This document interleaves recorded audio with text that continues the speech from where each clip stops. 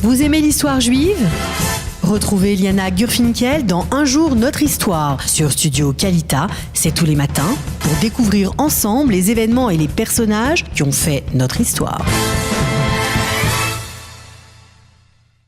Boker Tov, heureuse de vous retrouver à nouveau ce matin sur Studio Kalita. Alors aujourd'hui, nous sommes le 15 février 2018 et j'aimerais vous prendre en arrière.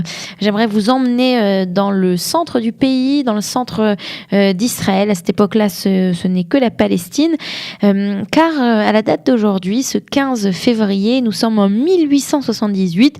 Une école est ouverte, mais pas n'importe laquelle.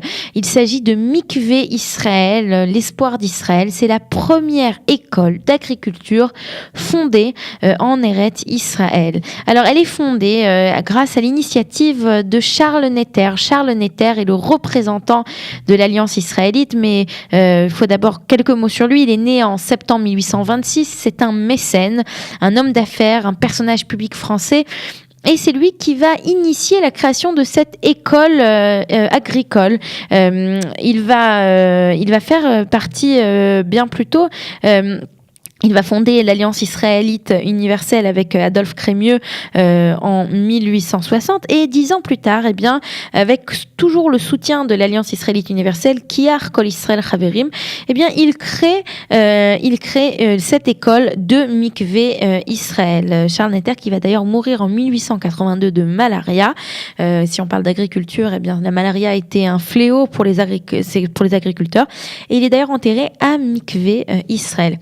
Alors, pourquoi Charles Netter, pourquoi c'est si important pour lui de créer une école agricole, surtout en Israël?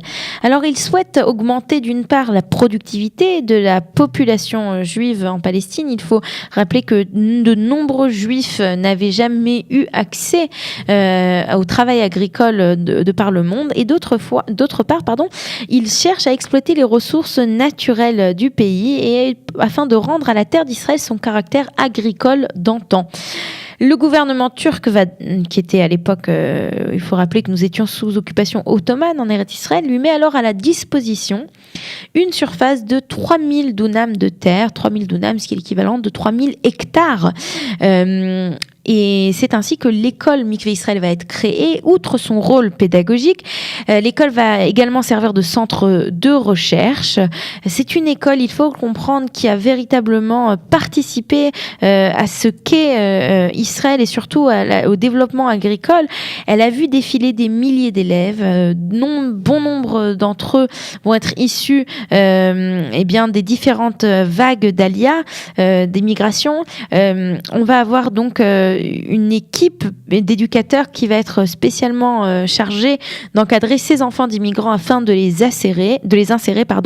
L'école a donc plusieurs dortoirs. Et puis, à la fin de leurs études, les élèves qui sortent des différentes promotions, en général, vont s'installer dans les implantations agricoles du pays ou vont intégrer les instituts de recherche en agriculture de l'époque.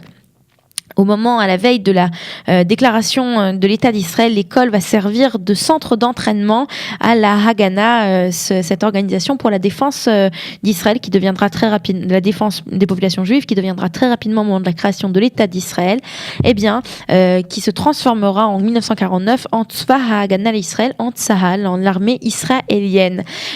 C'est aussi dans les bâtiments de Mikvé Israël qu'on va produire des armes à cette époque-là. C'est d'ailleurs dans ces locaux que l'on va créer la Davidka, le célèbre canon à mortier israélien de la guerre d'indépendance. Il faut dire que cette école de Mikvé Israël va inculquer de grandes valeurs à toutes les générations d'élèves qui vont y passer. Il faut dire qu'aujourd'hui, on a 2 collèges, lycées franco-israéliens. On en a un qui est complètement franco-israélien, un autre qui est géré par l'école Maïmonide de Paris. Et il faut savoir que on a reçu les directrices, elles sont venues nous parler de leurs écoles ici à la radio. Et j'aimerais juste terminer par vous dire que l'école de Mikvé Israël a aussi tout un autre toute une autre signification. C'est dans cette école qu'en 1898, Théodore Herzl va rencontrer l'empereur germanique Guillaume II à l'entrée de Mikvé afin d'essayer de convaincre Guillaume II, qui était bienfaiteur de l'Empire ottoman, donc comme je vous l'ai dit un peu plus tôt, sur lequel les frontières d'Eretz Israël à l'époque faisaient partie de l'Empire ottoman. Il va essayer de le convaincre de ces idées sionistes dont nous avons parlé hier, puisqu'hier c'était la date de la sortie de son livre L'État des Juifs en 1896. Voilà, alors c'était de Mikvé Israël dont je voulais vous parler aujourd'hui, de cette grande école qui appartient toujours à l'Alliance israélite universelle. Je rappelle que Mark Eisenberg, le président de Kalita, est aussi le président de de l'Alliance israélite universelle. Et j'aimerais juste terminer par vous raconter la petite anecdote qu'aujourd'hui, Mikvé Israël ne se trouve plus au centre de champs et au fin fond de la terre d'Israël comme ce l'était à l'époque, mais au contraire, Mikvé Israël est peut-être le dernier poumon vert en plein centre d'Israël, dans la région du Merkaz, du centre, et que de nombreux promoteurs essayent à chaque fois de racheter ces terres agricoles. Et pour le moment, Mikvé Israël tient bon le coup.